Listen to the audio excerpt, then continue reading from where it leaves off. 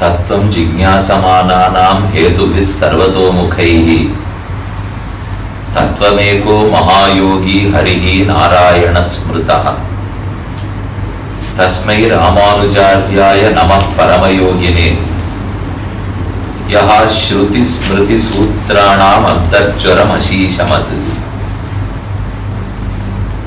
I welcome you all to this discussion on a very important topic, the power of Atma.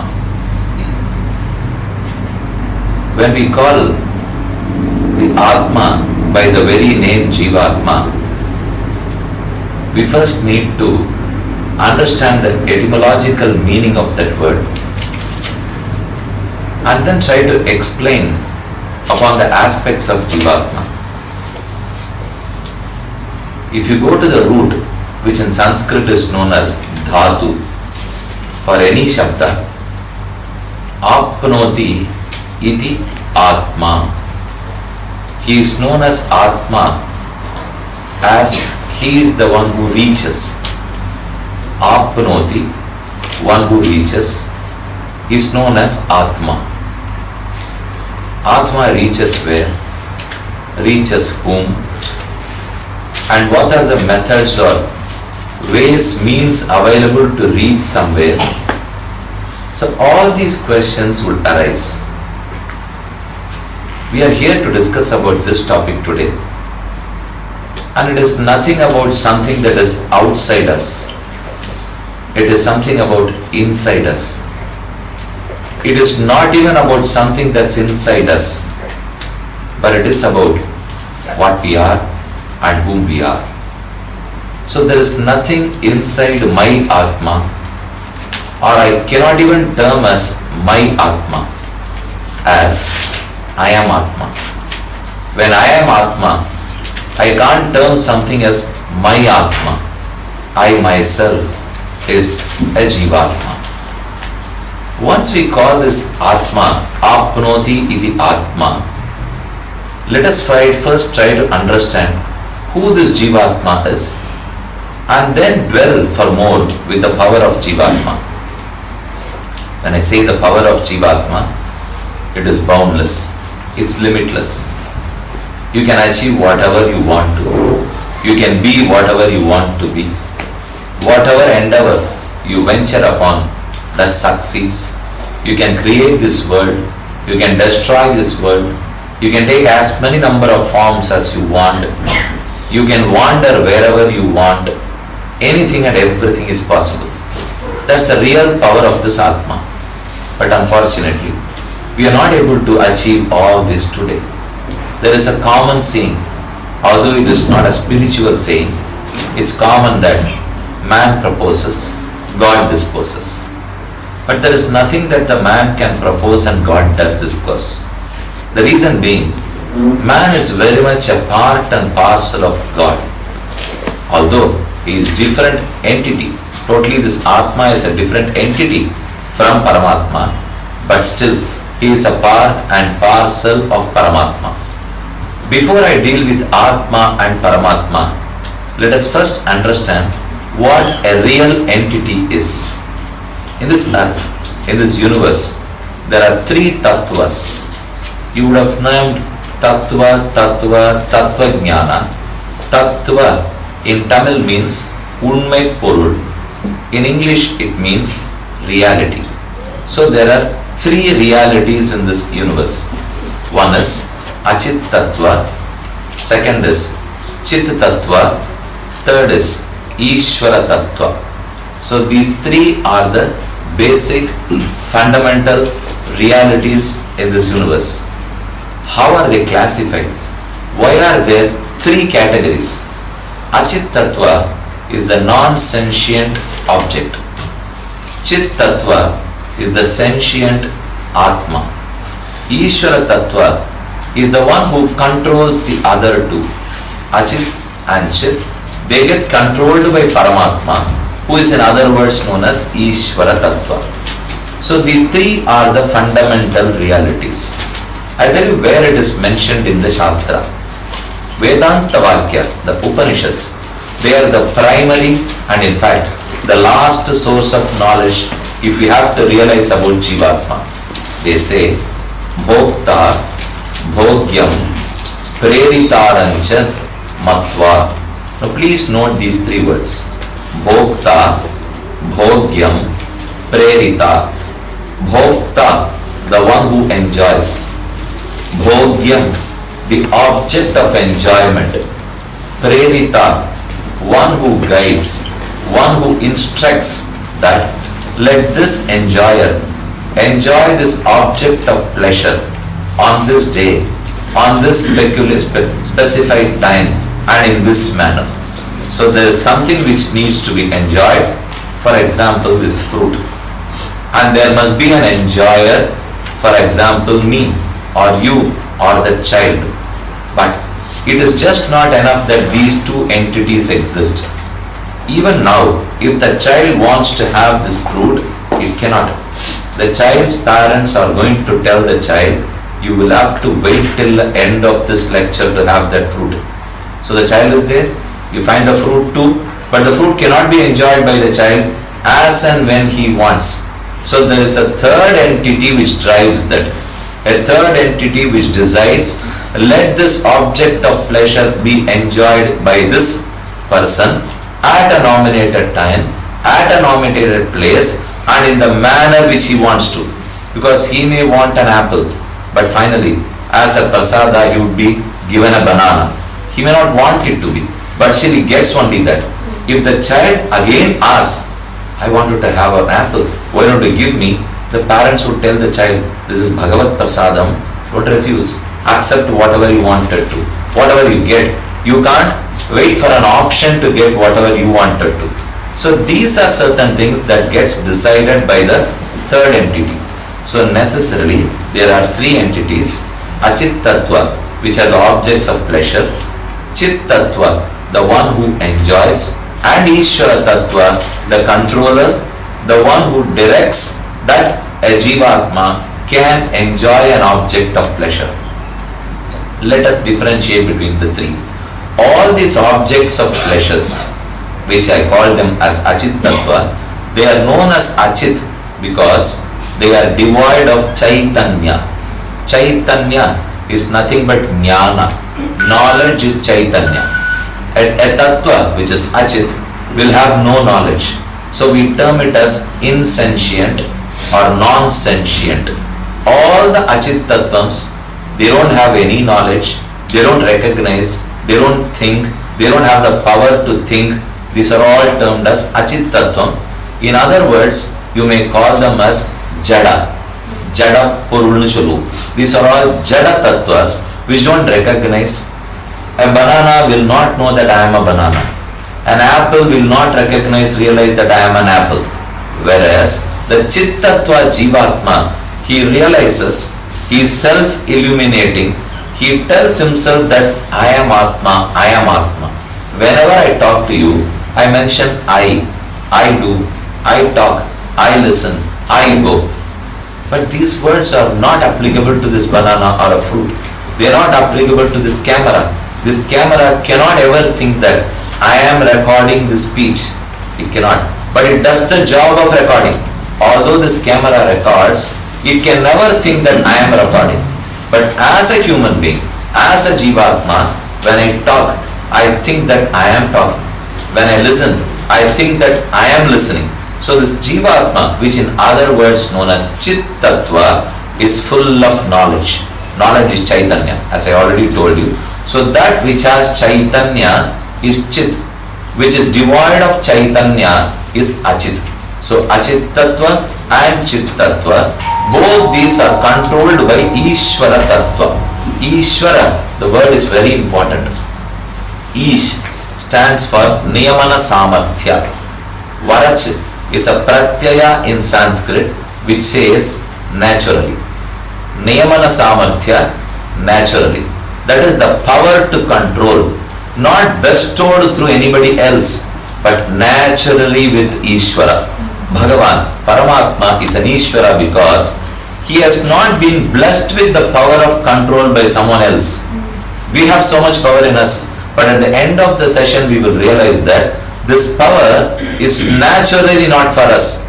This power is blessed by someone else. Whereas in the case of Paramatma, his power is not blessed by someone else. His power did not begin on a particular day. It has been eternal with him. He has never lost that power.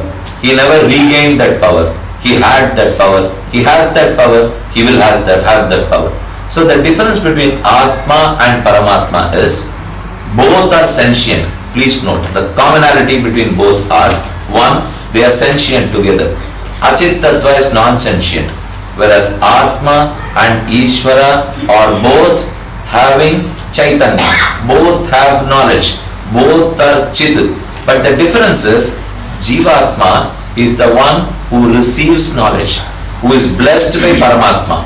Whereas in the case of Paramatma, his power is Swabhavika. Swabhavaman Shabhamalyu. Swabhavika is by nature. It's not blessed by someone else. So the insentient Achit, sentient Atma, and the controller Ishvara. Ish plus Varach, that makes it Ishvara. Ish, the power to control. Varach is a pratyaya which tells that this power to control is Swabhavika. He is by nature available within. Now we are not going to talk more about Paramatma. The topic for discussion today is about the power of Jivatma. So whatever the power of Jivatma is, please note an underlying point, it is blessed by Paramatma. Because you must never misconstrue or misunderstand that once I talk about the power of Jivatma, that we are the controller of this universe. That is not to be. So as a word of caution, let me tell you now, this power can be unleashed. This power is unlimited, boundless, but again, it is blessed by someone else. So this power is subservient. This power is independent. It's not independent, but dependent on Paramatma. Now let us understand, who is this Jivatma? Can we call this Jivatma as it or he or she? Because I have to use some words for the next 90 minutes now. Can I use he as Atma, or she or Atma, or it as Atma? Kadasi Bhakshan. Uyarthanaya akhiranayavana theriyanamallu. Is this Atma a man or a female or who it is? It is nothing. It is Jnana. It is totally blessed with Jnana. It is made up of Jnana and it has Jnana. I will explain to you this point because it's very important to note the size of the Atma, the makeup of the Atma, the attributes of this Atma, and the identifying marks of this Atma. When I say a tape recorder, what does this do? There is a vocation to the tape recorder. It has to perform something. It records. It's made up of what? It's made of plastic and steel. What is the price of this tape recorder? Say 10,000 rupees or so. How long will it work? It will work for 50 hours. So these are all certain things which I try to explain, to further explain the tape recorder. But when you say define a tape recorder, definition is different from explanation. Many things can be explained easily. But when I request you to define something, you have it. Definition is always difficult. How to define a tape recorder? You can define it with inevitable marks, those identifications that are found only in a tape recorder and not anywhere else, and at least those identifications must be found in a tape recorder. I'll explain to you what it is. They are known as Swarupa Nirupaka Dharma. Dharmi and Dharma. Dharma is a quality, is an attribute. But a quality or attribute cannot exist without being dependent on a dravya. For example, I am angry. Anger is my quality. But anger cannot exist independently. It has to depend on a Chaitanya Jivatma.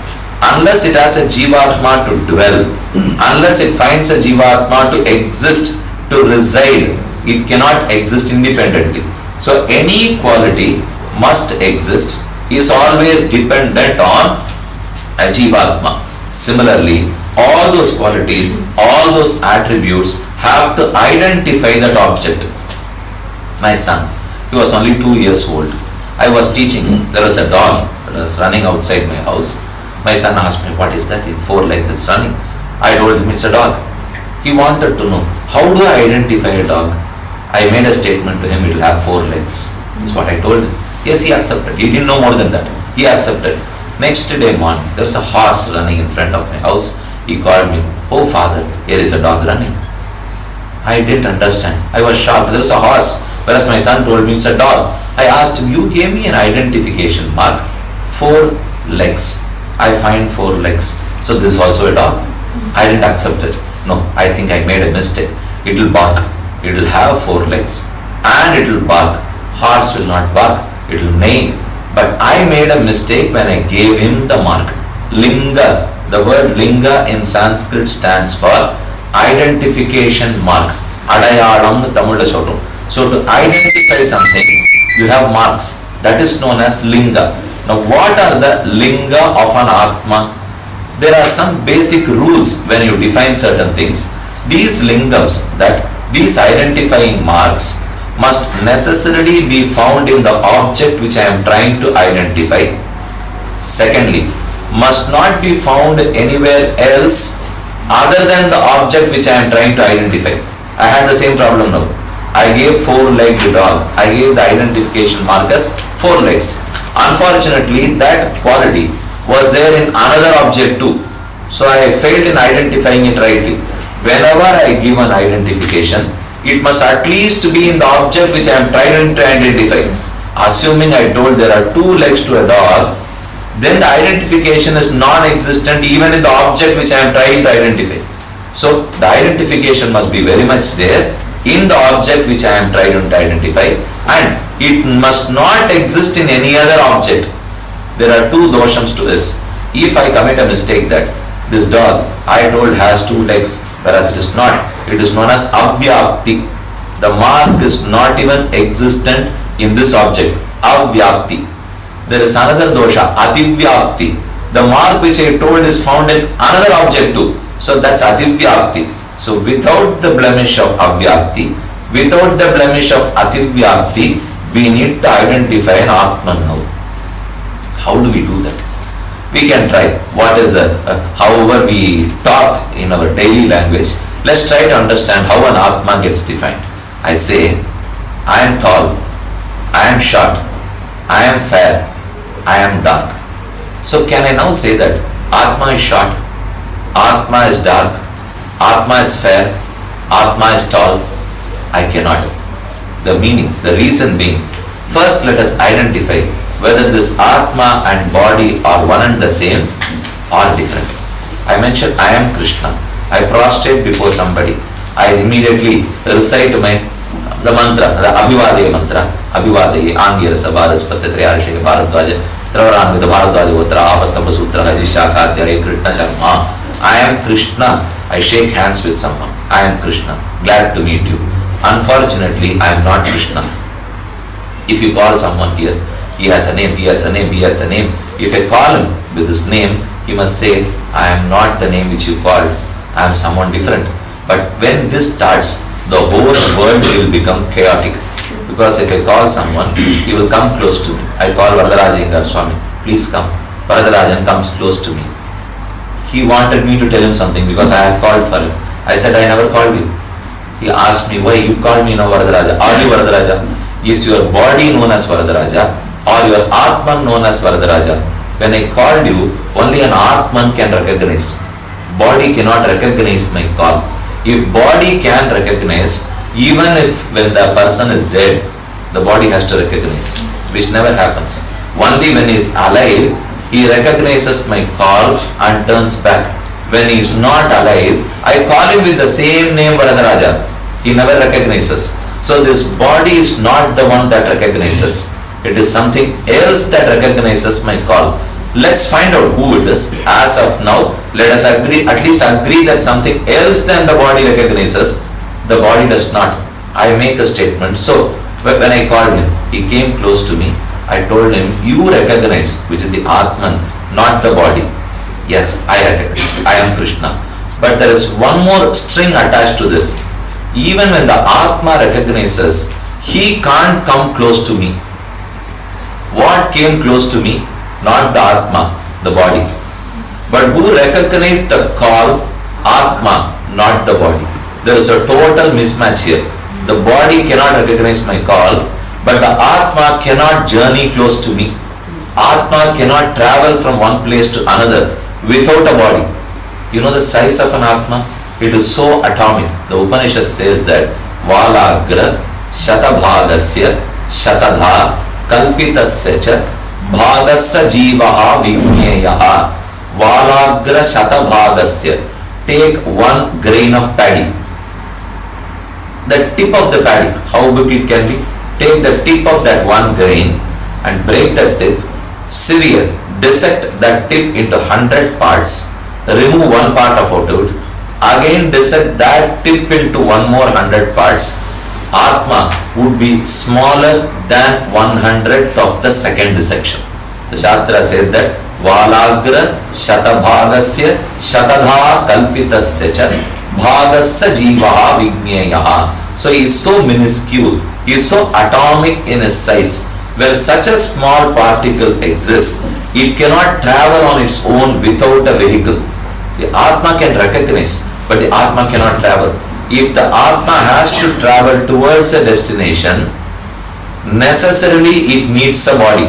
So body is a vehicle for this Atma to travel, but body never recognizes. Whereas the common misunderstanding is, I am this body.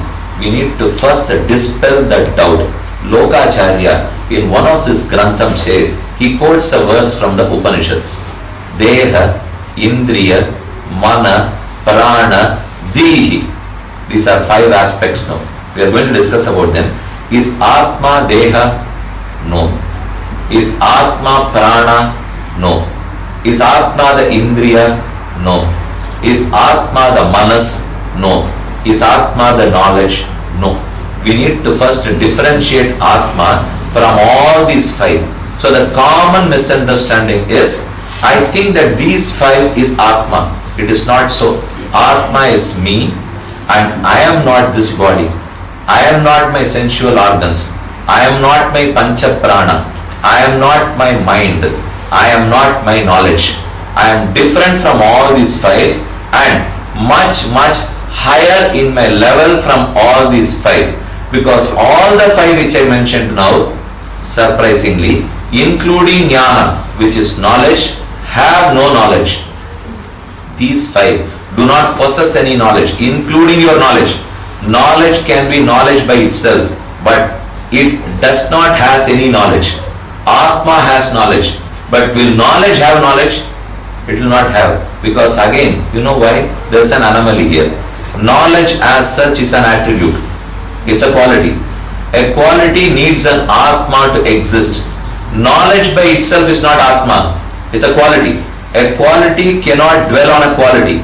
A quality can dwell only on an Atma. So there are certain very logical conclusions which are mentioned in the Shastra. It may be slightly difficult, but if you put in your mind, if you are involved, you can certainly understand that realization is really bliss. That's why I am trying to explain to you, it's very difficult. But at the same time, once you realize it, you know that I am much superior to all these mundane things in this world. Unless you realize, we cannot raise ourselves. Now let's go one by one. Am I this body? I am not this body. When I say that I walked with my legs, I lived with my hands, I live in this body, this is my body. Do I ever mention I am the body, or do I say this is my body? If you say my body, then I am differentiating the body with me. I say this is my record player. That record player and me are not one and the same. I say this is my camera. The camera and me are not one and the same. I say this is my apple. Then apple and me are not one and the same. Similarly, when I say my body, it goes without saying that the body and me are not one and the same. Whereas we think that body and Atman are one and the same. And this is known as Dehatma Abhimana. Kindly note, all the scriptures, whether the Vedas, the Upanishads, Itihasa, Purana, Alvas, Pasharams, Acharyas, Stotrangal, they have one common objective: to make every human being understand that Deham is not Atma. Deham is totally different from Atma. Deham is perishable. Atma is eternal. It never perishes. Deha, the body has got many constituents. Body is made up of Pancha Bhuta, Prithvi, Apu, Tejas, Vayu, Akasha. Whereas Atma is not made up of Pancha Bhuta. Body has many limbs. Atma has no limbs. How can there be a limb? It is so atomic in size. You cannot define that even. So how can their limbs be? So this is without limbs, without avayava, without any constituents. It's not made up of Panchabhuta. Then what is it? I've been so far telling you now, this is not Atma, this is not Atma, this is not Atma. I'm yet to tell you what is Atma. But first let us go by this knockout stage only. Let us first knock out which are all not Atmans. As I say that this Deha is mine, which goes without saying that I am not this Deha. When I think that, misunderstand that Deha and Atma are one and the same, it's known as Dehatma-abhimana. In other words, Ahankara. You would have heard this word many times, Ahankaram, Ahankaram. But we talk about pride and egoism as Ahankaram, which is not so. It may be used commonly in that aspect, whereas Anahattai, Ahamaha, Nanittal, Ahankaram. Something is Anaham. I misconstrue it to be Aham. Aham is Atma. When I say Aham, me, I, Nan, it stands for Atma. Whenever I use the word mine, it stands for Achit Tattva. Anything that is mine is Achit. Whatever is known as me and I is Chit. So I am Chit, Jivatma, and this is mine. This belongs to me. Whereas we confuse between the two and think that Anaham, which is not me, Anaham is not me, it is Achit Tattva. Why? We have already differentiated between Chit and Achit Tattva. Knowledge. Jnanam categorizes Chit and Achit. This has no knowledge. I am full of knowledge. My hand has no knowledge. I am full of knowledge. So my hand, my body, my limb, everything is totally different from me. In fact, I am much superior and different to this body, to this Deha. Unless we know that, we are misconstruing Anaham as Aham. So that misunderstanding, thinking that Anaham is Aham, is known as Ahankara. In other words, Dehatma-abhimana. Deha cannot be Atma. There is a funny aspect attached to it. We all believe in cycles of birth. As a result of our Papa and Punya, we take a rebirth. We are born again. Suppose I am born as a rat in this birth. My Atma, how big can it be? If Deham and Atma are one and the same, then the size of Atma has to be that of the rat. Please understand again. Deham and Atma, the body and Atma are one and the same. Then how big the Atma should be? The size of the body. So a lion's Atma would be the size of a lion. The cat's Atma would be the size of a cat. The rat's Atma would be the size of a rat, if at all. Deham and Atma are one and the same. Fortunately they are not. But I am just telling you for the sake of argument. If we say that the Atma and body are one and the same, then a rat's Atma is that of a rat size. Suppose by his Punya Karma, it is born as an elephant in the next Janma. What would happen? It will have to eat more and grow first. Because the elephant's Atma is going to be too big. So this Atma has to eat a lot. Atma never eats. It is only the body that would eat. Now that you have accepted body and Atma are one and the same, it will have to eat a lot and grow itself. Whereas the Shastra says that Atma is nirvikara, that which never changes, that which is not subject to any change. But here it is getting subjected now. The rat's Atma has to grow to become an elephant's Atma. Even that is fine. We can eat more, we enjoy eating, we can grow. Suppose in this birth I am an elephant and next time a rat, you invite more trouble now. I will have to fast a lot, not only on Ekadashi, but on all 15 days. Only then I can grow thinner to become a rat's Atma. So these are all just rubbish. It cannot happen. So the Atma is much different to the Deha. I am not this Deha. I am different from Deham. There was a student was affected with headache. He wanted to leave the school early that day. He wrote a permission letter. He sought permission from the headmaster. He said he didn't know Tamil properly. Another way to say, Na Talavali. I am headache. kindly grant me permission. The teacher immediately signed the paper. He said, yes, you are the only headache to the whole school. Please leave the school immediately. So he didn't know the difference between I am suffering from headache and I am headache myself.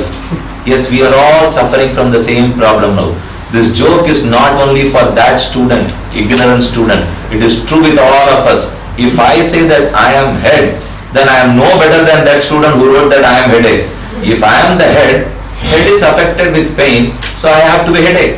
There is no other way. Whereas we need to understand that I am totally different from this head, from my body, from my prana, from all my indriyams. So first we have proved that Deha is different, Atma is different.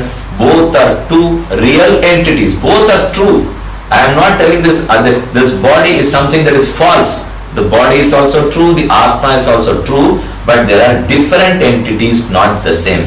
The qualities of body differ from the qualities of the Atma. The quality of a body is perishable, whereas of the Atma is non-perishable, eternal. The body has many parts to it. Atma has got no part to it.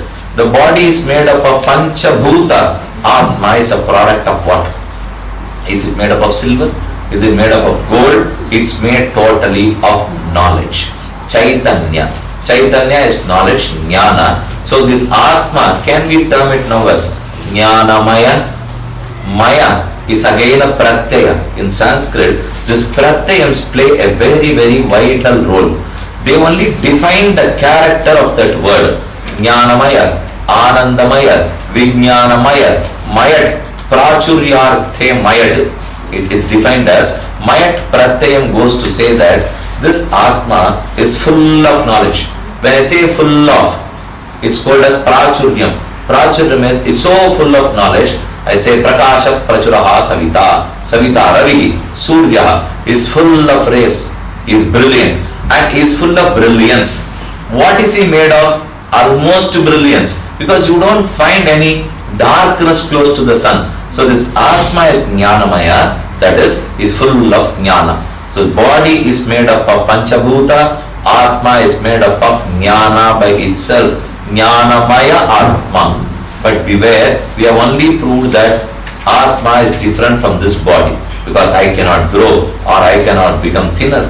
And I never use the word that I am this body or I am this head. It never happens. Moreover, think like this. I was 2 years old. I didn't know to sing well. I am 45 now. I can sing well. Not me. I am telling someone of you, you can't hear if I start singing now. So I didn't know to sing even at the age of 2, nor at the age of 45. Suppose someone didn't know to sing at 2 and today he knows, he recollects. At the age of 2, I did not know to sing well. At this age of 45, I sing well. Is there a string attached from that age 2 to age 45 or not? It is me who is thinking. I continue to think. I am able to relate age 2 and age 45. At age 2, this body was totally different. At 45, this body is totally different. But yet, my remembrance, my memory remains the same now. I am able to say, at the age of 2 with a small body, I didn't know to sing. I was immature. At 45 with a grown body, I am able to sing. Immediately, am I not accepting the fact that I, the one who is sane, had a body of 2 years, having a body of 45 years? Is it not understood when I make this statement now? I am the one who had a body of 2 years. I am the one who now has this body of 45 years. Then is he different or not? He has to be different. If not, what? I would have in fact forgotten what happened at the age of 10. And now I should say, at the age of 45, I am born. This is the first day in my life I have started to learn singing. I never say so. I say that I started to learn at the age of 10. Now I am singing well. So I realize I am the same between the age of 10 and age of 45. If I had been the body, then you know what would have happened? That body did not know to sing. This body knows to sing. So this body is different from that body. How can I say that I, who did not know to sing, is singing well now? That's not possible. You can't make that statement at all. So you are unknowingly accepting that this body is totally different from the Atma. So body is not the Atma. Atma is much superior. Next, Indriya. Am I my sensual organs? Am I my eyes? Am I my ears? Am I my mouth? Am I my hands? Am I my legs? I am not so. Because you find many blind people. If Atma was eyes, then blind people should not live. Without eyes they can't live. If you think that Atma equal to eyes, Atma equal to ears, Atma equal to tongue, the one who has severed his tongue should not exist. The one who is not able to listen to, not able to hear, should not exist. The one who is not able to see should not live. But we are all living. There are many blind people, there are many but they are all living. So that means that even without that we survive. So sensual organs are not necessarily Atma. Atma is superior to all my indriyams. Moreover, we say that I see through my eyes. Write down this statement, you will understand. I see through my eyes. So these eyes are an instrument now. It's an instrument for, I record through this record player. I listen from a speaker. I enjoy through an air conditioner. I live in this house. Similarly, I listen through my ears. I see through my eyes. Then the eyes are totally different from me. They are the instruments in my hand and I am the wielder of that instrument. I am the one who uses that instrument. So me, the user, is different from the used instrument. I am not the eye, I am not ear, I am not my tongue, I am nothing of this, but they are all subservient to me. They all serve me. They all are objects of enjoyment to me. There is an apple. I have a tongue. I am there. Now these three have to be connected. With my tongue, I enjoy the taste of this apple. Now all the three are connected. Tongue is an instrument. This is an object of pleasure to that instrument. But unfortunately, the apple cannot enjoy, nor my tongue can enjoy. Tongue cannot enjoy an apple. But it is through the tongue Atma enjoys an apple. If the tongue itself, by itself it can enjoy, then even after I am dead, the tongue may enjoy an apple. Nobody gives an apple to a dead person. Because we know that anyhow he is dead, is he going to enjoy? So this tongue is only an instrument to enjoy, not the enjoyer. Enjoyer is the Atma, tongue is the instrument, and the enjoyed object is banana or apple or all objects of pleasure. So let's differentiate. Again, indriyams are not Atma. Deham is not Atma. Indriyam is also not Atma. As many people who don't have sensual organs, as blind or people who are dumb, deaf, they also exist. So they are not Atma. Thirdly, Indriya Manaha. Nenji. Nenekkarum my mind. Mind is Manaha. Is this Atma, Manas? Can the mind think? This is a commonly wrong usage. We say that mind can think. Mind can never think. Mind is only an instrument to think. Atma can alone think. Who can think? One who has knowledge can think. Otherwise you can't think. Can this banana think?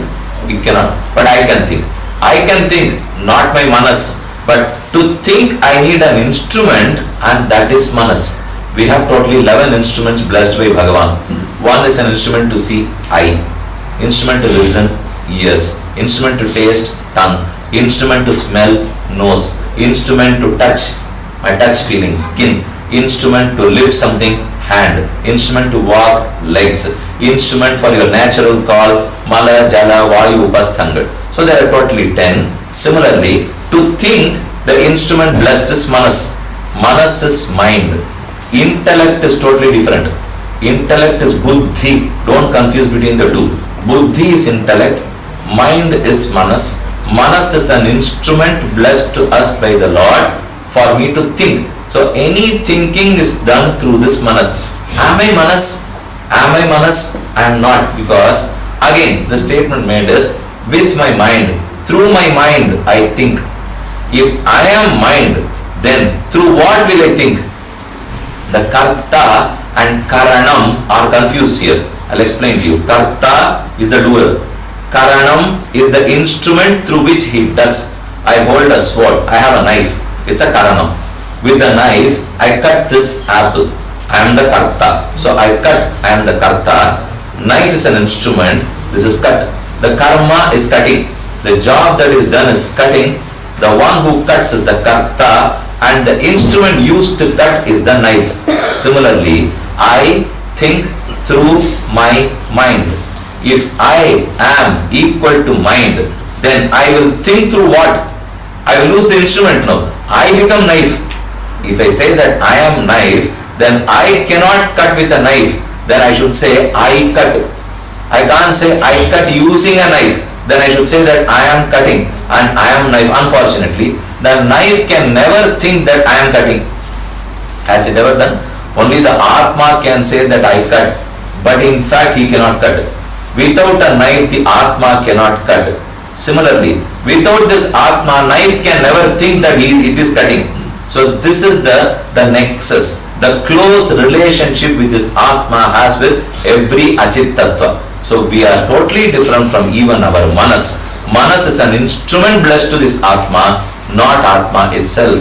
Lastly, now fourthly, Prana, Apana, Vyana, Udana, Samana. We have 5 vayus, 5 winds that keep flowing inside us, and they maintain our metabolism, they maintain all our digestive procedures, they maintain our breathing, they maintain our life itself. Prana, Apana, Vyana, Udana, Samana. Prana Vayu resides in our heart, and its job is to keep continuously traveling upwards. Apana, Prana, Apana, Vyana, Udana, Samana. Apana Vayu rides low beneath, and its job is to continuously keep traveling down.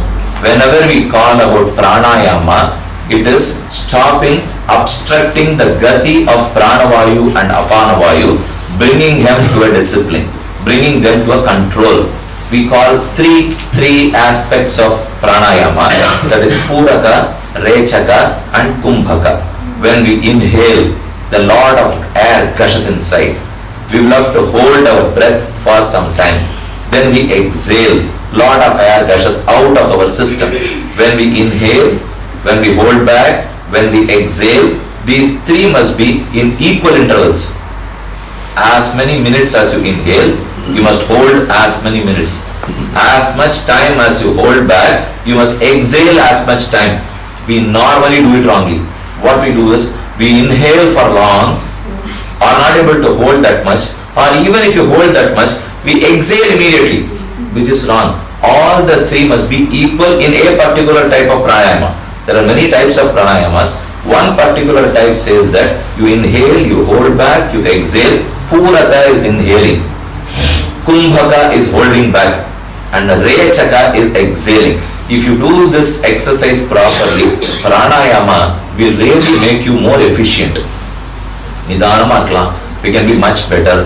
We will not become restless. We will not miss anything. We will remember all that we will have to do. As though you have a checklist, you can do without a checklist. If you do this pranayama well, then we will not miss anything. The reason being, this Atma is residing inside Pancha Krosha.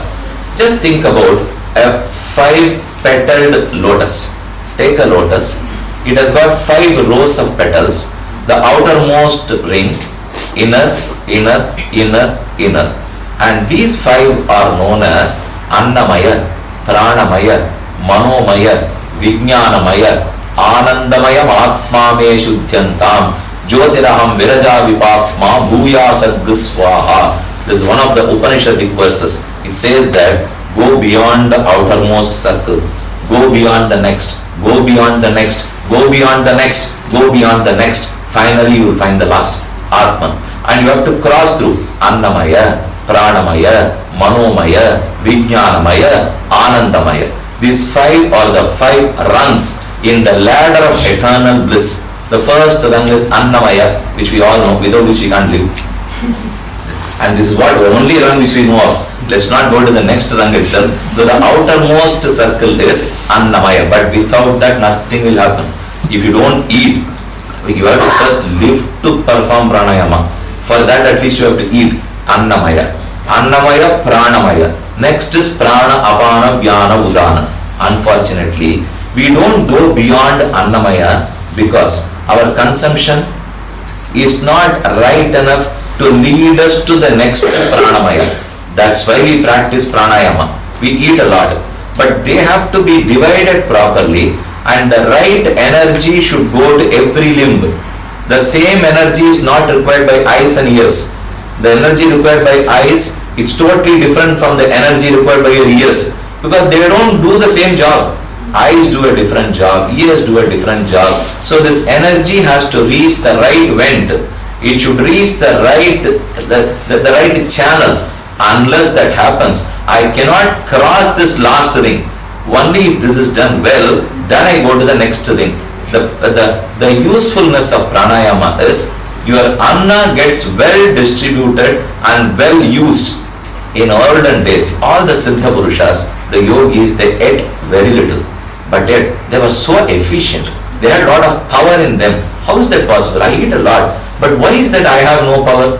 With 3-4 hours of working, I get exhausted. Whereas that rishi who eats one meal a day, he is able to perform for 26 hours, if not 24 hours. So they had that power in them.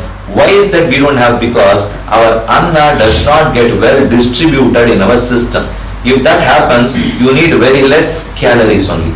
You don't need to fill up your stomach with all your junk food. It is enough you eat little, but that little will make you perform as a very efficient person, provided your pranavayu carries this food properly.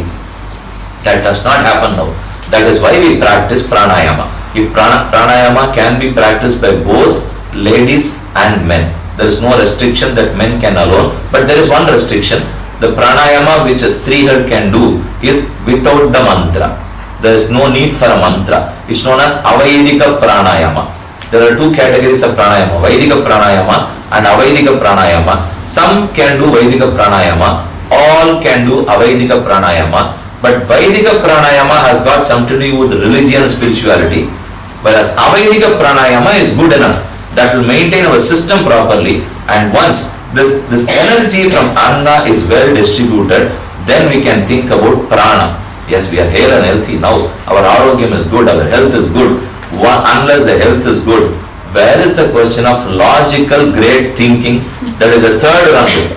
Annamaya, Pranamaya, Manomaya. These rishis indulged in dhyana for hours together. We are not able to sit for 10 minutes even, because we are not able to focus and concentrate. Because again, we are yet to cross Annamaya. Next is Pranamaya, third is Manomaya. So this manas has to be well enabled. The manas has to get lot of power to think continuously without getting obstructed or distracted by anything. You may be sitting here, but you may not be listening to me. You will all be looking at me, but your manas would be wandering somewhere else.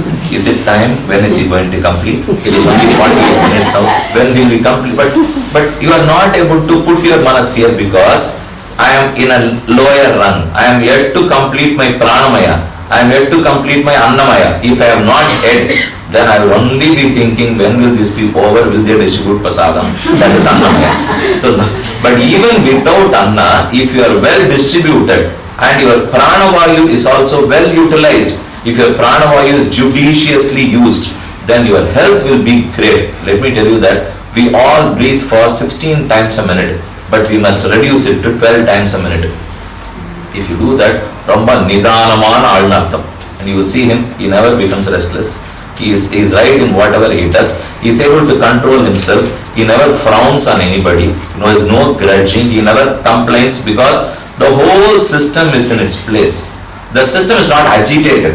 If you are agitated, if you are restless, you become hyperactive. To reduce that, pranayama helps a lot.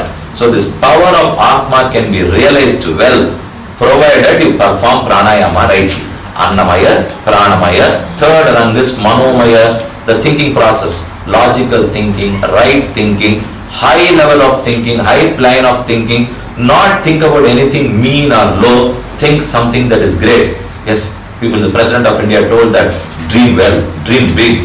We can dream, we can think big, provided I understand my thinking power. I am yet to understand. It's not my fault. I am not able to understand because I didn't find time, or there was no extra space available after completing the requirement of Annamaya and Pranamaya.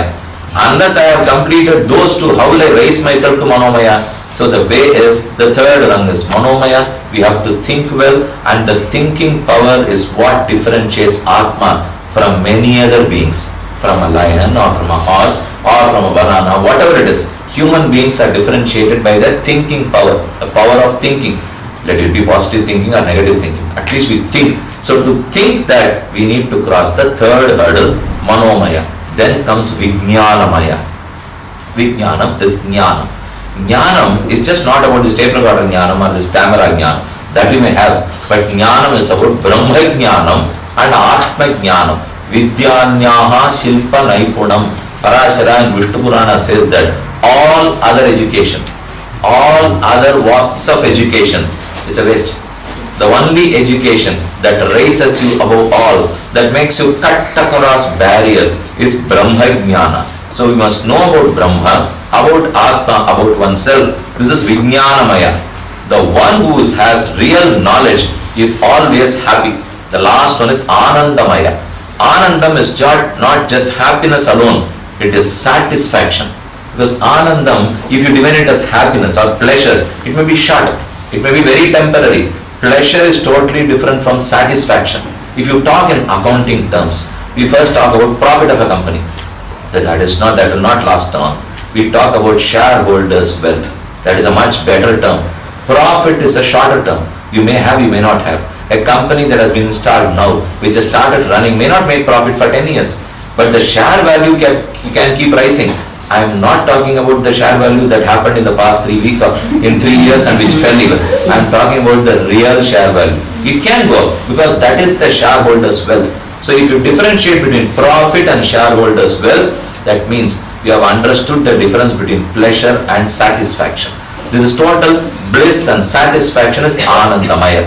So Annamaya, Pranamaya, Manomaya, Vijnanamaya, Anandamaya. Annamaya is so physical. The last one is no physical. It is totally abstract. We started with a concrete thing, but ended that which is abstract, which cannot be seen at all. Anandam can never be seen. It can be felt. Jnanam can never be seen. It can be felt. Manas can never be seen, but that is the instrument to feel. See the difference in the runs now. Manas itself is the instrument to feel. Lower than that is Pranamaya. We are able to even listen to Prana. We are able to listen to the noise. So that is very concrete. It is Pratyaksha. Annam is totally Pratyaksha. So slowly there is a shift from concrete objects to abstract ones. We have to cross all the five to realize the power of Atma. If you decide that Annamayam is Atma, you stop with that. If you decide Pranamayam is Atma, if I live long, I become very happy. Because Pranamaya is living. You are able to live long, you are happy. Manomaya, if you are able to think well, you are happy. If you are able to gain knowledge, you are happy. Satisfaction, you are happy. So there are 5 different levels of satisfaction. We all normally stop with the first level, but Upanishad helps us. It guides us through this beautiful journey. Don't stop in the first run. Journey further, improve further, develop yourself further. So, I am not Deha, I am not Indriya, I am not Manas, I am not Pranavayu, because I say that I breathe. I never say that I am breath. Do we say so? I am not breath, but I breathe. I breathe with what? Pranam, Pranavayu, Apanavayu, Panavayu, Udanavayu. So again they become instruments to this Atma, and they are not Atma. Lastly, is Jnana Atma. I said Jnanamayam is Atma, but still Jnanam is just not Atma. Atma is different from Jnanam too. Why? I say I am knowledgeable. Do I say I am knowledge? I don't say. I know this. Naan arihiren. Naan arivunu solrama. Naan arihiren solrama. We never say that I am knowledge. I say that I am knowledgeable. When you say knowledgeable, then you differentiate the quality from the one it resides on. This quality, this attributes, its attribute resides on an Atman. So the Atman makes a statement that I am knowledgeable. I am wise. I am not wisdom. I am wise. I am not knowledge. I am knowledgeable. So this Atma is full of knowledge. The Atma has knowledge. Now I will introduce you two technical terms which will really make us understand about the Atma. One is Swayam Prakashatvam, other is Swasmai Prakashamanatvam. Don't get bewildered, I'll explain to you. One is Swayam Prakashatvam, other is Swasmai Prakashamanatvam. If you add both, it becomes Swasmai Swayam Prakashamanatvam. What it is? You will have to understand the nature of this lamp now. A lamp is lit here. This lamp, I can look at it even if it is darkness around here. There is no light here. Do I require another light to see this lamp? Not at all. Whereas, to see this garland, to see this flower, I require a light. So if there is darkness, I can't see this flower. Even if there is darkness, I will be able to see this lamp. I am not talking about this silver structure. I am talking about the glow that is there. So because the silver structure in darkness will not be visible, and that is when all the robbers come to take this even. So let's not talk on that. The structure may not be visible, but the glow in it, the light in it, that light is visible even without the help of some other light. Is it right? If I switch on this bulb, it is visible on its own. I don't require the help of another bulb to look at this bulb, provided it's glowing. If it is not switched on, you can't even see the bulb. So when the light is lit, when the lamp is burning, when there is jyotis in it, then I don't need the help of another instrument. I don't need the help of another lamp. So it illuminates by itself. Is it right? It is self-illuminating. It illuminates on its own. It makes us recognize on its own without the help of something else. This is known as Ajada Tattva. I already talked to you about Jada Tattva. Now this is Ajada Tattva. Ajadam is that which can reveal itself without the help of another is Ajada Tattva. Let me tell you the other aspect to it. One is self-illuminating. The other is illuminating to oneself. That is different. Self-illuminating is not equal to illuminating to oneself, because this is self-illuminating, which means it does not require the help of anything else. But will this light, will this lamp tell to itself that I am this lamp burning? It will not, because it's non-sentient. This lamp, as it has no knowledge, it never illuminates to self. It is self-illuminating, but it is not illuminating to oneself. Whereas Atma is the only self-illuminating as well as illuminating to oneself. The Atma says that I. Will the lamp ever say I? It cannot say so. It keeps on helping others. It does not even know that I am helping others to see. It has no knowledge to say so. Whereas this Atma is so much full of knowledge, and it has two benefits to it. One, it is self-illuminating. That is, Atma never requires the help of something else to recognize this as an apple. I don't need that help. I am an Atman. When I see an apple, I know it's an apple. Do I immediately call for somebody else to tell me that this is an apple? I don't. Once I am told this at a young age, then I remember. That's all. So I don't require the help of somebody else to make me know something. So I am self-illuminating. That is known as Swayam Prakashatvam. Please note that term. Swayam Tanagave Prakashatvam. It is self-illuminating, self-recognizing. Swasmai Prakashamanatvam. Swasmai is illuminating to oneself. Swasmai எனக்கு ஒளி விடுகிறது. தமிழ்ல சொல்றேன், தானே ஒளி விடுதல், தனக்கு ஒளி விடுதல். இந்த ரெண்டு வேற. தானே பிரகாசமா இருக்கிறதுங்கிறது வேற, தனக்கு பிரகாசமா இருக்கிறதுங்கிறது வேற. The difference is none of these aspects will have tanakku prakashamarkal. All these can be swayam prakashatvam. It can have, but they can never be swasmai prakashamanatvam. Only those who possess knowledge can keep telling themselves. It's known as pratyagatma. There are two things. One is paragartha, another is pratyagartha. Atma is known as pratyagartha. Parag, that which is illuminated with something else. Pratyag, that which illuminates for self. So this Atma can recognize itself. I'll give you one example to understand. I was hit in an accident. I was in a hospital for 10 days. I lost my consciousness. And I regained after 10 days. I got up. Immediately I questioned, where am I? This is the first question. You would have seen in many dramas, in many cinemas. Whenever someone gets up from the bed, he will immediately question, who are you? Where am I? Which is this place? Why did I come here? Why did you save me? Somebody would ask that question too. Why did you save me? Where am I? I am here. Why am I? Who am I? Who are you? You will ask all those questions. But you go a step further there. Did the gentleman get up and blink even to mention the word I? He did not. He asked, where am I? Who am I? But how did he mention the word I in the first instance? When you mention I, நான் நான்ங்கிறதுல அவருக்கு சந்தேகமே இல்லை. இப்போ நான் யாரு எங்க இருக்கேன்னு தான் அவருக்கு சந்தேகமே தவிர நானே தெரியாமல் அவர் ரெண்டு பேச ஆரம்பிச்சார். Who told that it is I? Because that's an internal knowledge which is always there. That is Swasmai Prakasamanatvam. He might have lost consciousness, but still he recognizes that I am an Atman, I am an Atman, I am an Atman. Without that, none of us can exist. So the one great factor that differentiates an Atman from all the non-sentient, from all the Achittatvam is Swasmai Prakasamanatvam. I am always glowing, I am always illuminating, I am always light myself. I light others too, but still I light for myself. I know that I am. So when I say that I am knowledge, yes I am, but I possess knowledge. So I am different from knowledge, I am different from wisdom, I am the one who possesses knowledge, possessing wisdom. So now you would have understood what is Swayam Prakasatvam and Swasmai Swayam Prakasamanatvam. This is Swayam Prakasamanatvam. I'll give an example. There is a clock fitted to your car. We drive a car. I drove for 2 hours. Now I got alighted from the car. I close. I shut the motor engine. After 2 hours of the lecture, I go back, start the car. Will the clock show 2 hours later or 2 hours earlier? I have shut everything now. But there is an internal memory that keeps the clock running.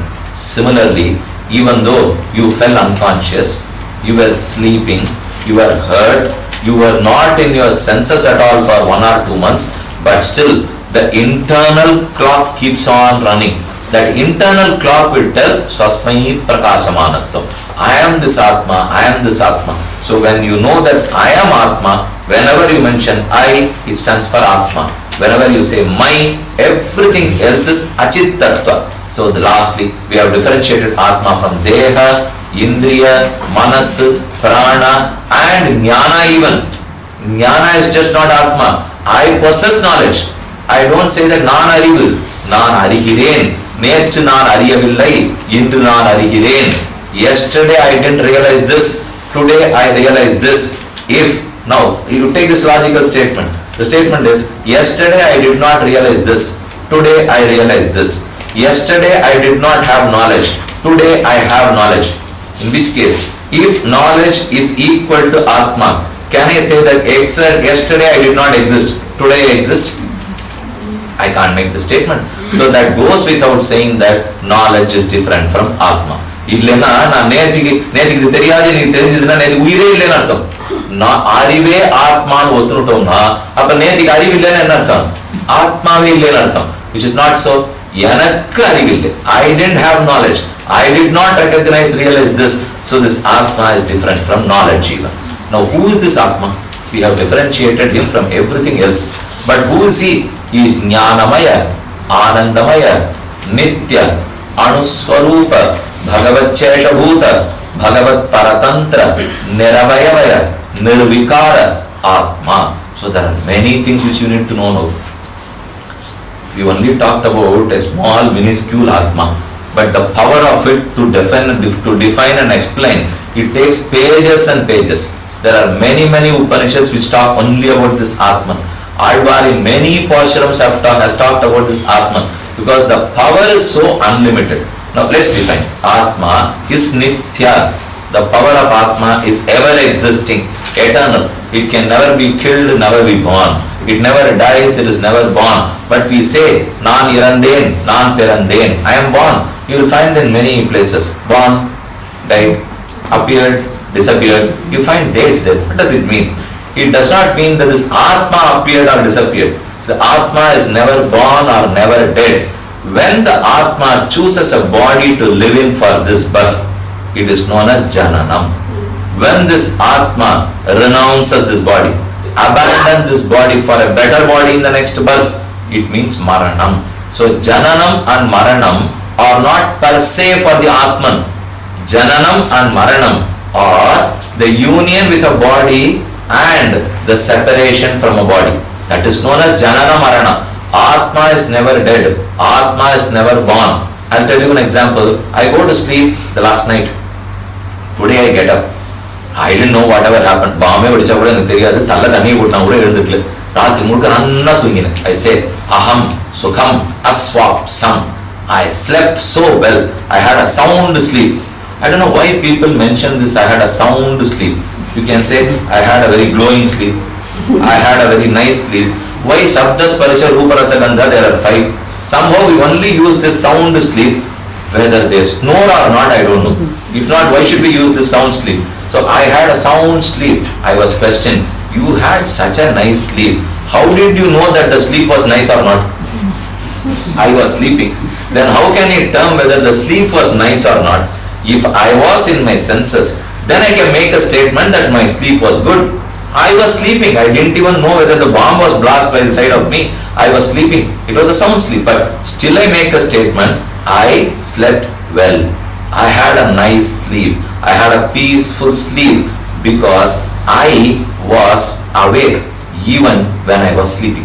That's very important. If I was not awake when I was sleeping, I can't the next day morning make a statement that I slept well. Even when I am sleeping, I am awake. If not, I will be dead. I am not dead. I was awake. Similarly, as I go to bed and awake the next day morning, similarly, this Atma changes birth even. So it is just an extrapolation of your daily sleep now. During your daily sleep, all your senses are shut. Atma is awake.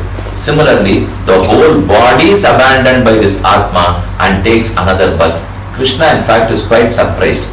When you take another birth, Arjuna, you must rejoice. I don't know why people start crying when someone is dead. Because on the first birthday, we all celebrated the first birthday. 61st, more celebration. Lot of money spent on Shattabhuti. Then after that you have Shatabhishekam even. 81st birthday you celebrate. Don't we know that every celebration is leading to death?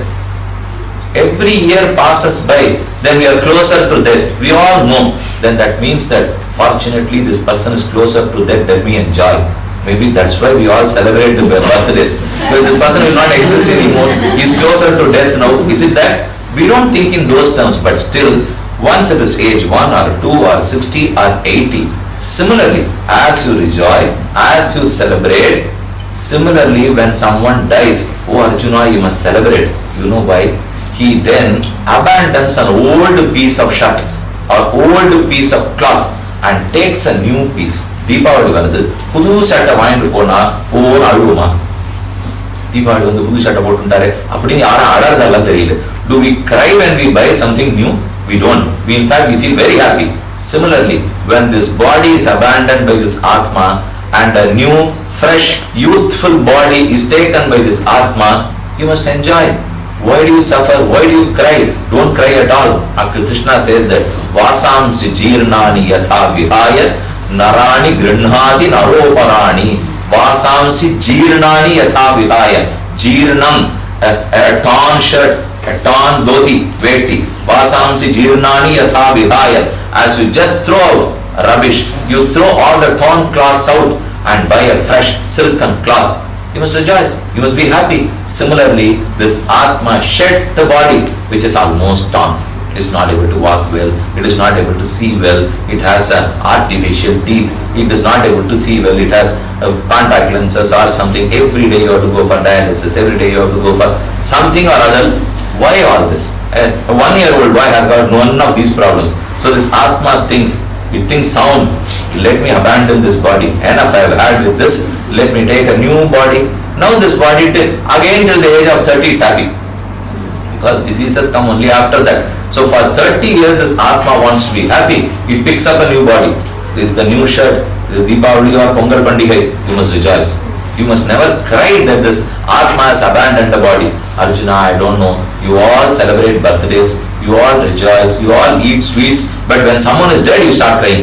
Why? That is the real day for you to feel happy, because this body is no more there to haunt you. You have a fresh, youthful body. So this body is different from Atma. The message there is, this body is not you, it is totally different from you. Vasamsi jirnani yatha vihaya navani grinhati narovarani. Now we have defined this Atma as Nitya Nirvikara Tattva. Atma never is subject to any change. Body is subject to change. I was 2 years old. I am 45. I would turn to be 60. Write these three. I was 2. I am 45. I would turn 60. 2 was different from 45. 45 was different from 60. Was, is, 2. They were also different. But the leftmost I never changed. Because I was 2. I am 45. I would be 60. Was, is, would be changed. 2, 45, 60 changed. I never changed, because I stands for Atma. The Atma is not subject to any change. I was a child. I was a son of my father. Then I became an elder brother of my sister. I got married. I became a husband. I got a son. I became a father. And that son got married. I became a father-in-law. The son had a son. I became a grandfather. Write all this. I am a son. I am a brother. I am a father. I am a husband. I am a father-in-law. I am a grandparent. All the right words change. The left again did not change. So this Atma never subject to any change. It remains the same. Unfortunately, it is subject to agony because of the body that it has taken. If this body was not to be, then the Atma would always be in eternal bliss. So the power of Atma is nothing simple.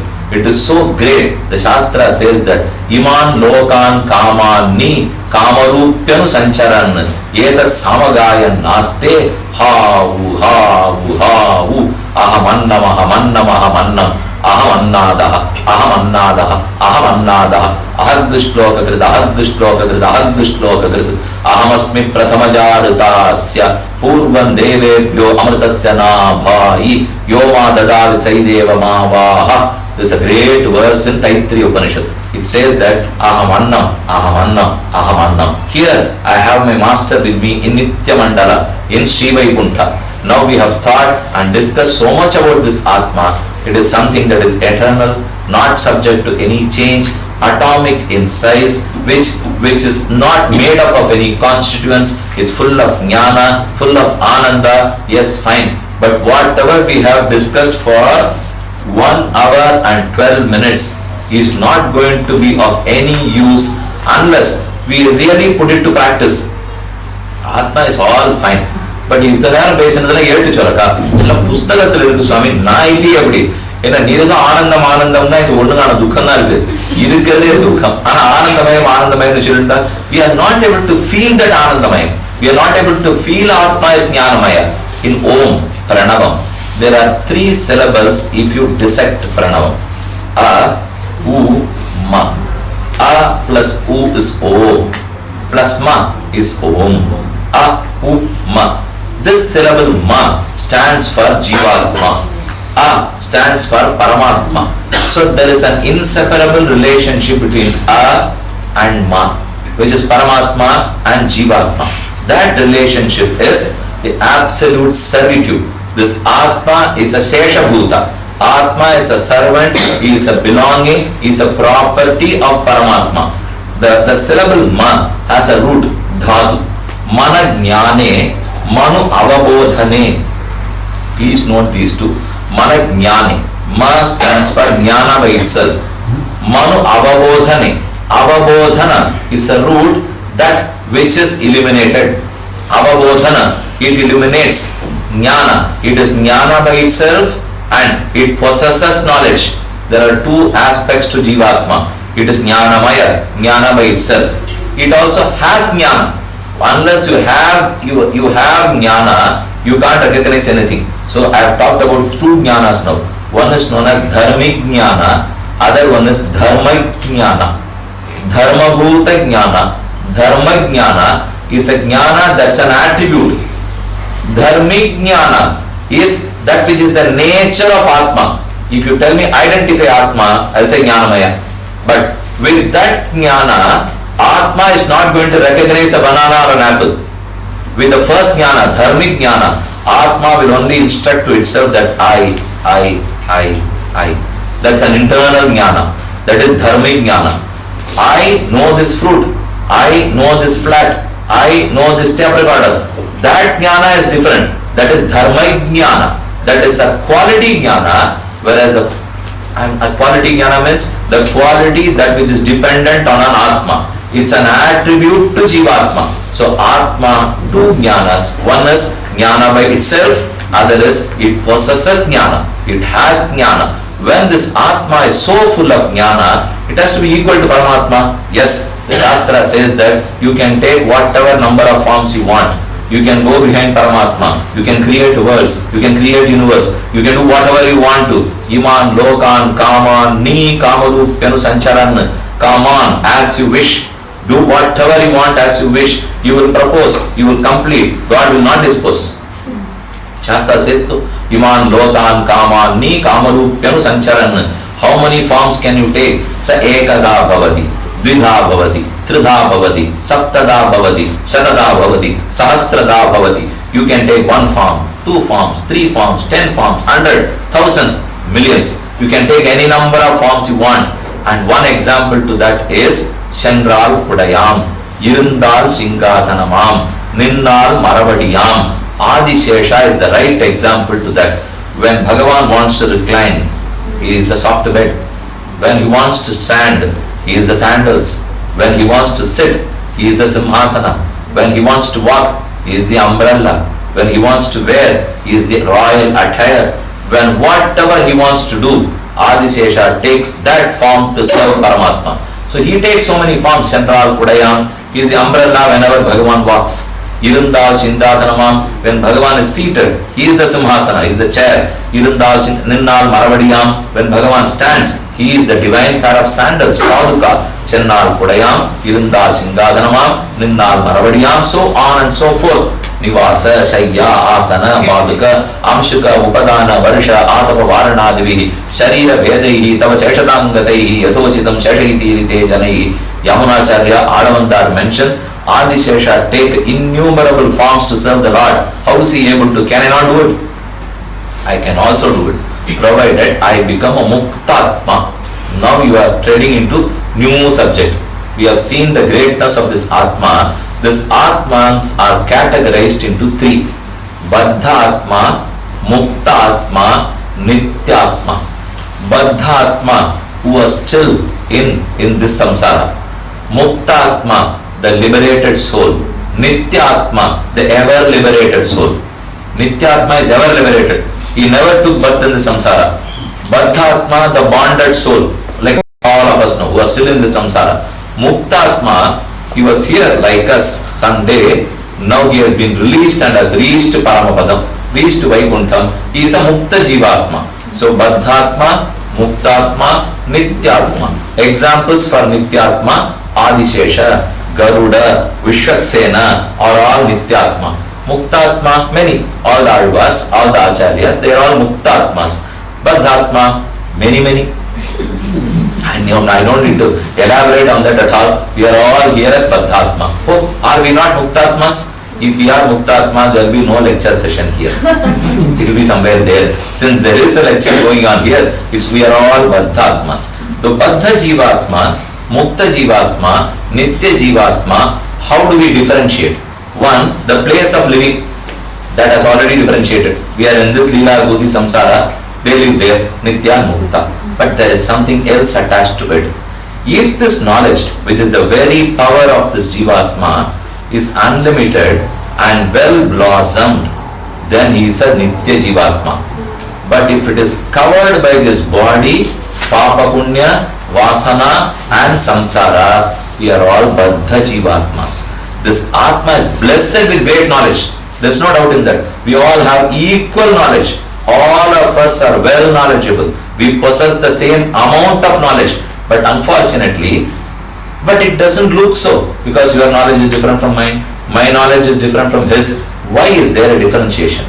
If Atmans are equal, if knowledge is equal, then why is he termed as learned and I as illiterate? Where does the difference arise now?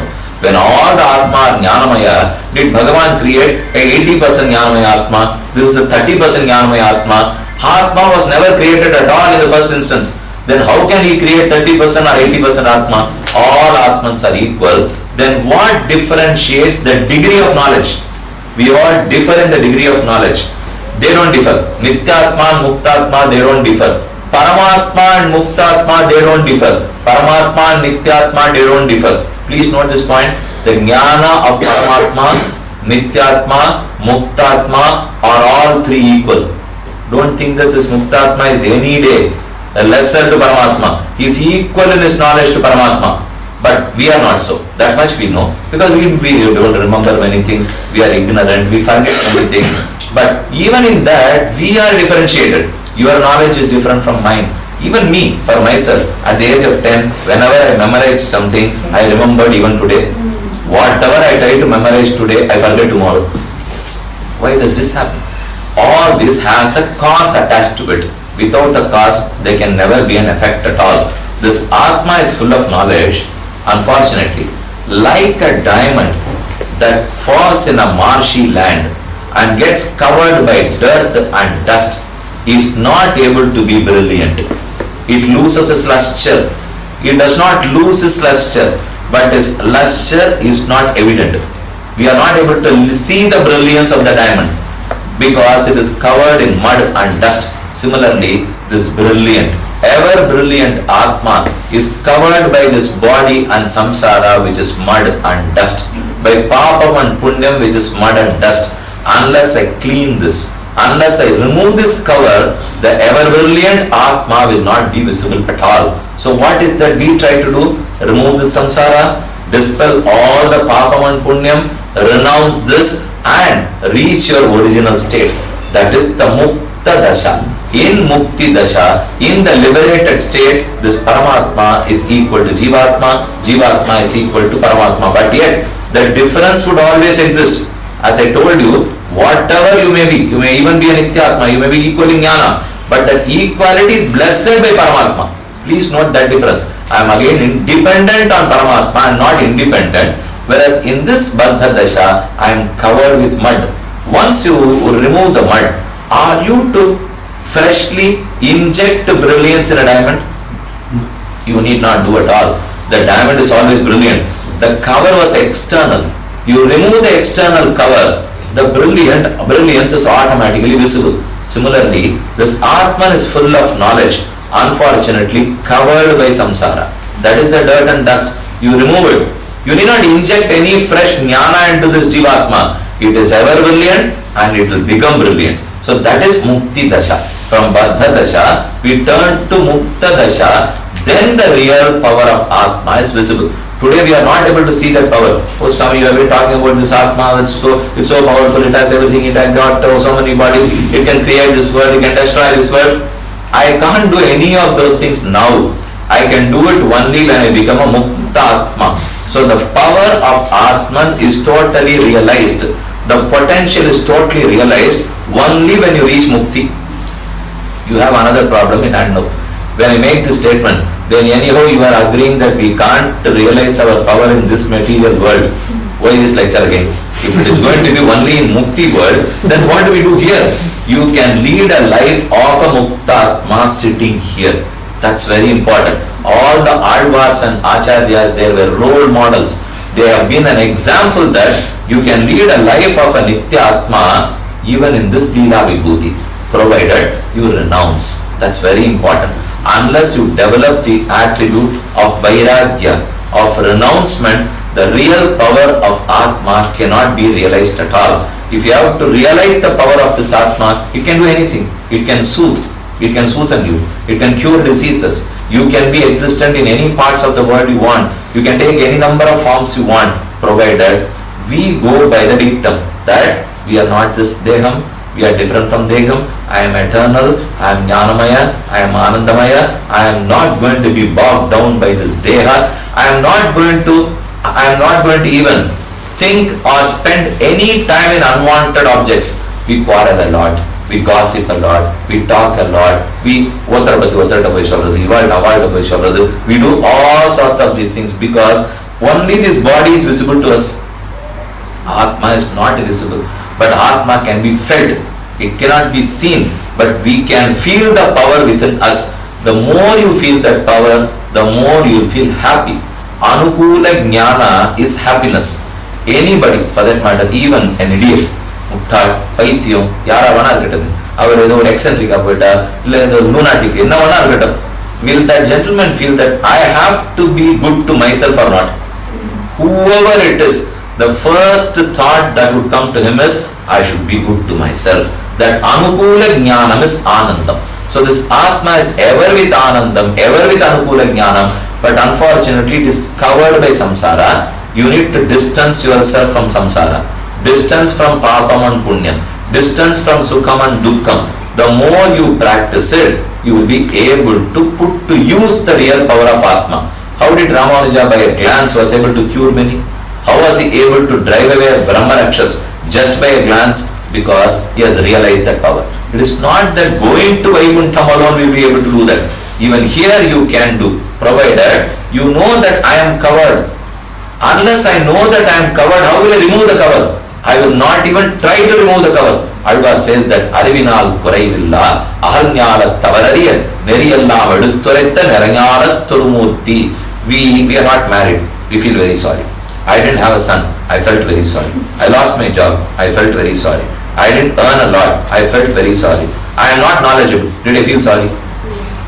All others happened. I didn't have a wife, as I did not have a son, as I did not have money, as I did not have a job, I didn't have knowledge. But the only difference is, I never felt sorry that I don't have knowledge. For all others I felt sorry. Whereas I never felt bad that I don't have knowledge. So that should first be shed. I must feel sad. I must feel bad that I am not knowledgeable. I am not wise. Why? There are four things. One is money. Other is your standard of living. Third is your good attributes, viable, wanted attributes. Fourth is knowledge. In knowledge and good qualities, you must compare yourself with a person much higher than you, so that you are able to climb further. There can be a competition. You can be envious even that here is a person who is more knowledgeable than me. Here is a person who is so good in his attributes and his qualities. Ever is gleaming. He is cheerful always. Compare yourself with those persons. Instead, what we do is, in money and standard of living, we always compare with people who are above us, so that we can compete more to climb the ladder. Look at people who are inferior to you in terms of money and standard of living. Compare yourself. Oh, Bhagavan has kept me in a better position than him. Let me be happy. So you can compare, but compare with people who are inferior in money and standard of living. Compare with people who are superior to you in good attributes and in knowledge. We do the reverse. We are supposed to do the right way, but we compare. I have only a 2-bedroom house. When will it become a 3-bedroom house? We don't think that you are Saurabham, Jaushilям, Vatsalyam, Gambhiryam, Madhuryam, Sairyam, Sauryam, Viryam, Parakramam. Don't bother about all these qualities. We are bothered about whether the standard of living and money are we in equal terms. You cannot be at all. You can be satisfied in guna and in jnana. You can never be satisfied in wealth, because there is no end to it at all. And that satisfaction is something inside. It is nothing that is going to be fed from outside to you. There are many yogis, there are many Siddha Purushas who was much happier and more satisfied than what we are. How are they able to achieve? Because they find satisfaction and happiness in Atman and not from any material objects. Something that is concrete, which is eternal, which is not subject to any change, which can create, which can destroy, which can do anything it wants, and which can cure everything, which can feel eternal bliss, is the real power of Atma. This Atma is made, this Atma is destined to sit on the lap, on the glorious divine lap of Paramatma Sriman Narayana. It is destined to have a loving hug of Sriman Narayana, whereas we are here in the lap of somebody else and the hug of somebody else. This Atma is not made for that. It is made for Sriman Narayana's embrace. It is made for that eternal Nitya Anubhav. Alvar says that Andavil Perinbattu Adiyarod Irundamai Kondalarvodil Kuruhu Chadahovam Chal Andavil Perimbam. This eternal bliss, it is called as eternal because it has no end. It knows no barriers. It has no limits at all. Antam il Perimbam. Antam is mudivu, end. Andamil, there is no end to it at all. Perimbam, that's eternal bliss. So this Atma is made up for that. We have to realize that we are full of knowledge, but we are covered. We are full of Ananda, unfortunately we are covered. We are here to remove that cover so that we realize the potential of Atma. To remove that, you need a lot of effort and time. So don't waste that time in anything that is material. Use your time to know about Atman and search it, and that spiritual quest will finally lead you to the lap of Sriman Narayana. With these words, let me conclude today's session. I have just introduced you some aspects to Jivatma. I have just made you understand that the power is unlimited. Unfortunately, we ourselves are limiting it. So we need to dispel with our doubts. We need to clear our sins, our papam and punyam, and raise ourselves about from all these factors that divide us. Any factor that divides us, don't look at them at all. Any factor that unites us, look at them. That is very important. This body only divides us. It will say that here is a person who is spectacle, here is someone who wears a pant, here is someone who is wearing a dhoti, someone is fair, someone is dark. Whatever you look at a body, it only differentiates you. But this Atma never differentiates you. In this world it differentiates because the degree of knowledge differs.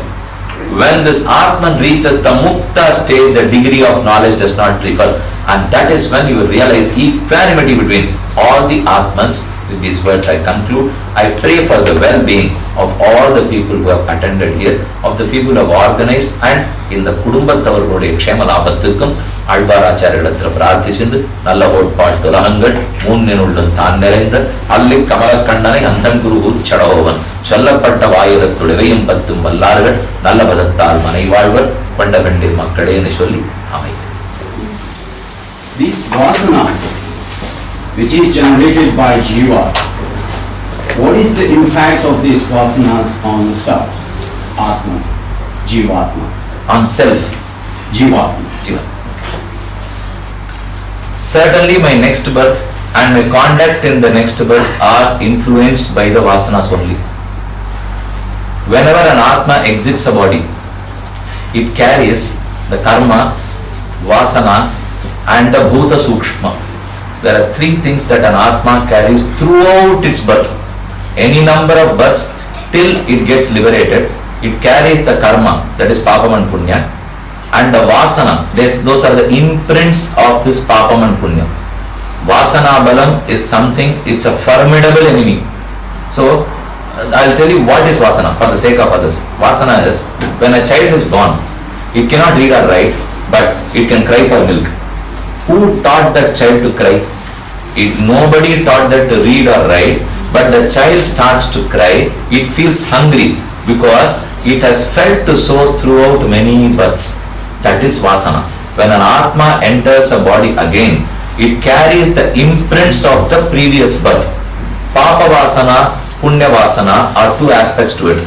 All your punya karma will lead to punya vasana, which positively influences your action. All your papa karma, which is papa vasana, that negatively influence all your actions. So whatever we do, we lie, it is because of papa vasana. At any circumstances, I only talk the truth, it is because of punya vasana. So this vasana necessarily influences, affects my conduct in this birth. So every Atma carries papa punyam, vasana and bhuta sukshma, even the subtle parts of our indriyams. So we are influenced by that only. I have one more question. Not question, but inquiry. What is the difference between the spirit and the soul? That's an English terminology. Mm-hmm. Both in Sanskrit is Atma. We know for the fact there is a spirit world which people try to connect it and call back and talk to those spirits. So where is the line? Nothing Shastric in this. The Shastra accept Atma. This Atma, if it is not liberated, may be residing in some world. Instead of Vaikuntham, it may be residing somewhere. You may talk to that Atma. Right. Now you said liberated. So how does this liberation occur? Because it is subject to rebirth. Liberation means no rebirth. We are not born here again. Not in this world.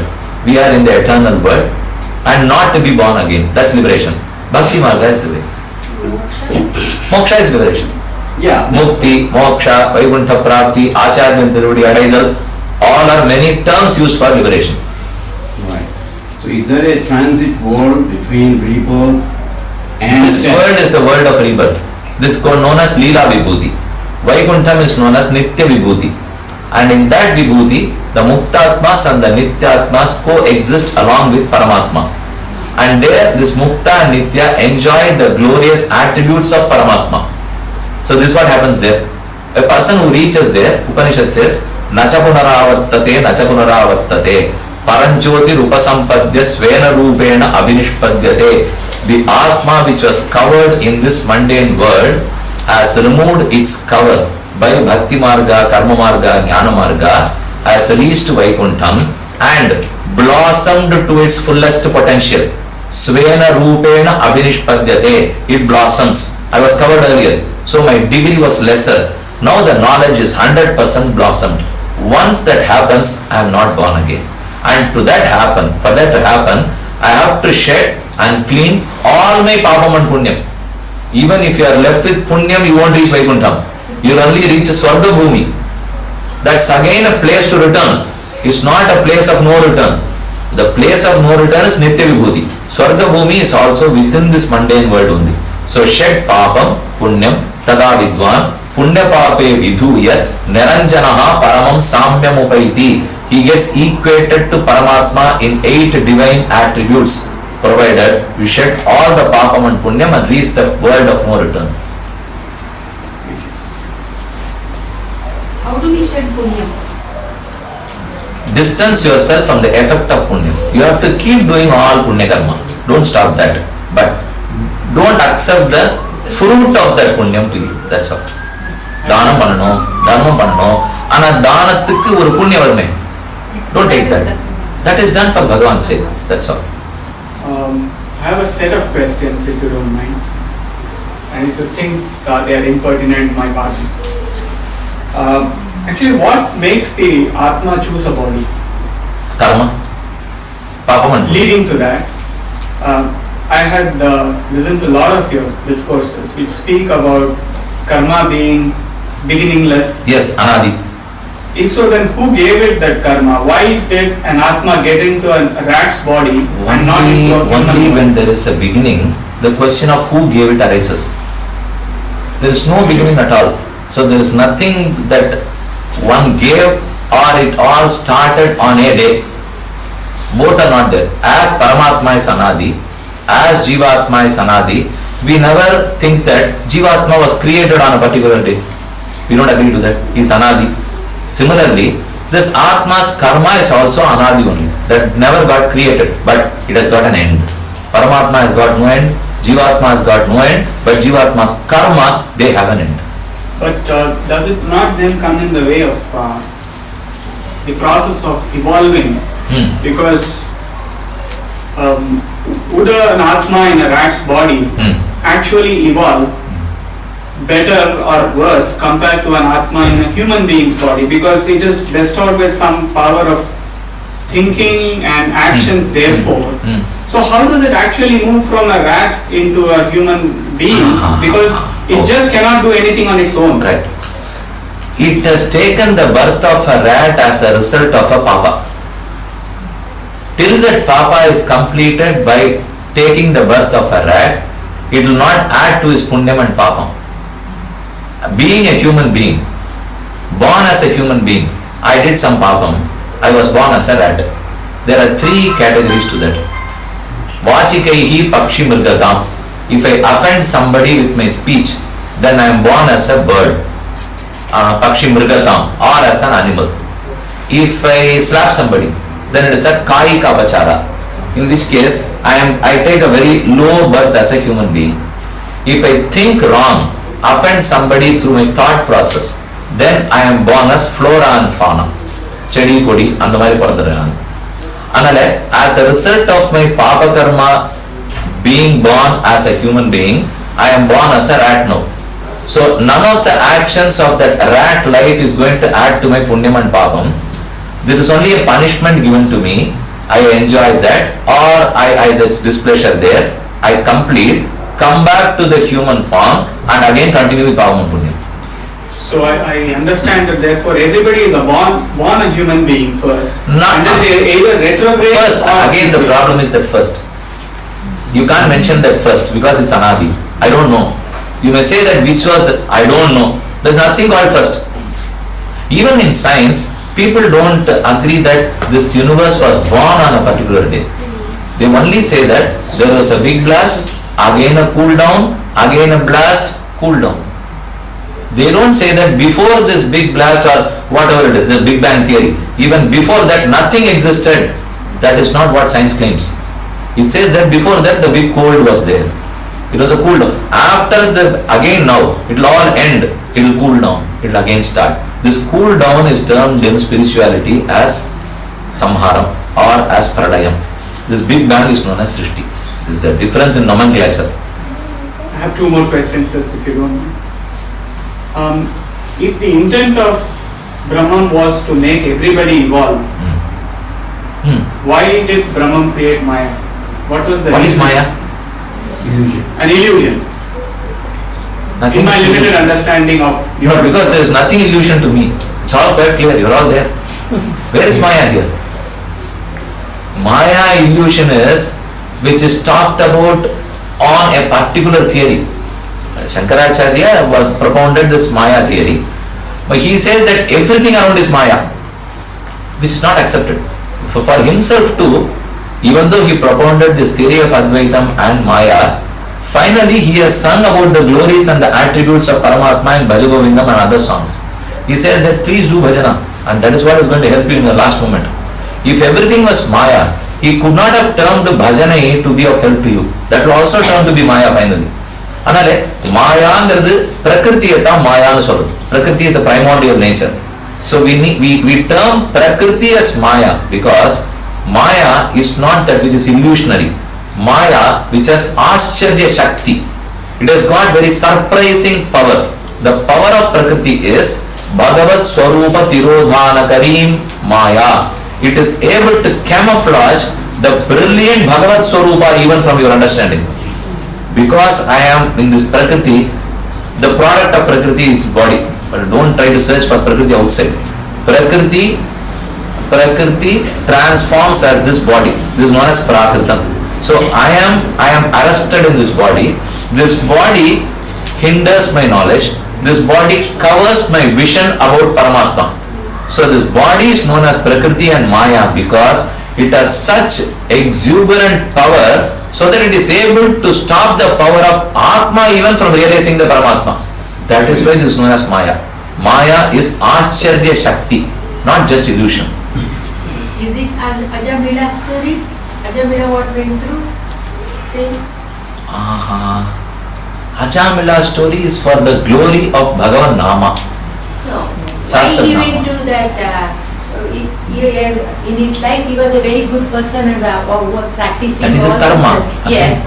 Then he was not in his good things in the later Yes. age, no? Yes. So why he went to that? When he Karma. was doing so much punyas and He had punyam and papam. Every human being, every atma has punyam and papam. To some they may be equal. To some punyam may be more, papam may be less. And to some other, papam would be more and punyam would be less. What if my papam is more, I conduct accordingly. If my punyam is more, I conduct accordingly. Moreover, even if I have lot of punyam and I have committed one sin for which I am to be punished immediately, I will be given one janma in which I have to spend that papam. I have lot of punyam, but still I have a papam. For example, I am a very good citizen. Otherwise, I am a good tax-paying citizen. Taking it in India, you don't pay here.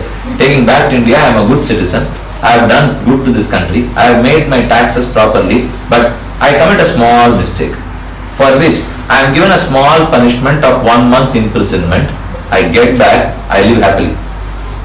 That does not say that just because he was imprisoned for 1 month, all his actions can be erased. That never happens. So you might have many punyams. For one papam, you will be given, that's what I told him also. For that one papam, you will have a birth where you will conduct yourself wrongly, realize finally, and get back to the punya shariram. No, in this, incidentally, let me tell you this also. There may be some cases where a child might have died at the age of 2, 3, 7 or 8. It's real suffering. Nobody can bear that. But yet, what Dharma Shastra say about that is, even in the earlier birth, the child was ripened enough to reach Vaikuntham, but unfortunately, it might have committed one offense, for which it will have to undergo some short punishment before it reaches Vaikuntham. That is why it takes the birth of a 7-year or a 2-year, it leads a very short life and gets back. So spiritually talking, that short life is not a real punishment. It is only just an eyewash punishment which Bhagavan gives before he takes him back to his fold.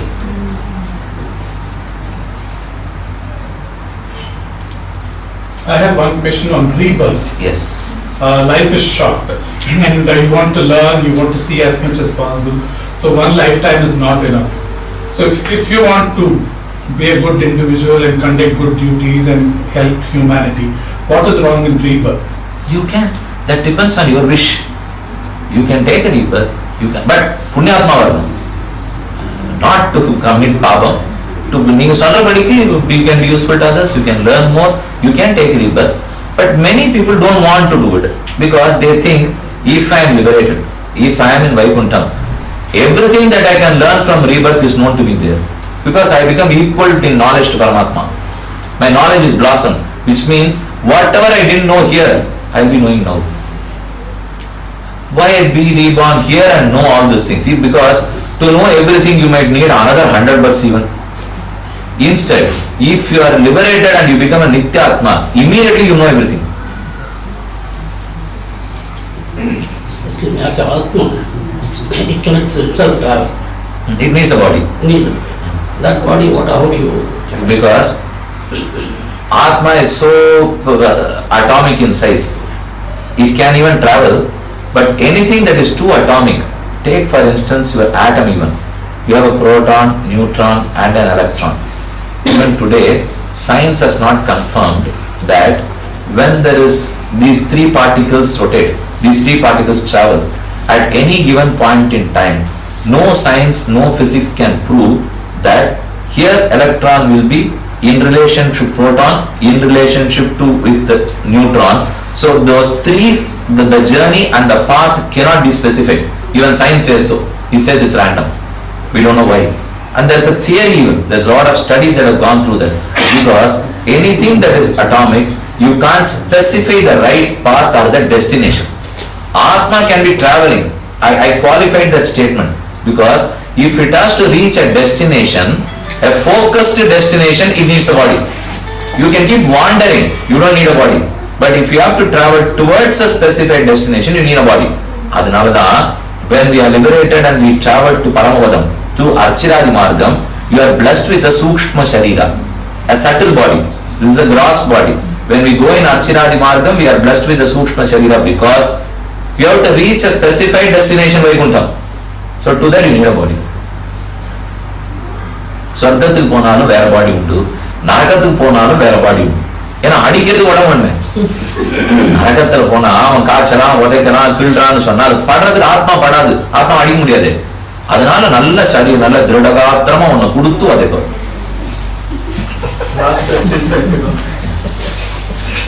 Actually, if our karmas decide whether we will go to moksha or take the next birth, what is the relevance of Shraddha, for example? நல்ல கேள்வி. Because that's not going to help if truly it's only the karma and the vasanas which take you forward or backward, you've already performed those actions as an Atma. My Shraddha, Shraddha is to be conducted by whom? The living... The sun. The sun. You are telling that the performance of Shraddha by the sun is not going to decide the reaching of the father. Yes. True? Yes. Accepted. It is the father's karma that will decide his destiny. Okay. As a son, am I to live and be guided by the Shastra or not? Absolutely. If not, what would happen? I earn papa. My papa. Simple. It's my papa. I earn. If I earn papa, will I reach Vaikuntha? I can't. Whether punyam or papa, I won't reach. I have to spend both. So, my performance of Shraddham is not to send my father to Vaikuntham. Me performing Shraddham is for me to reach Vaikuntham. That is the difference.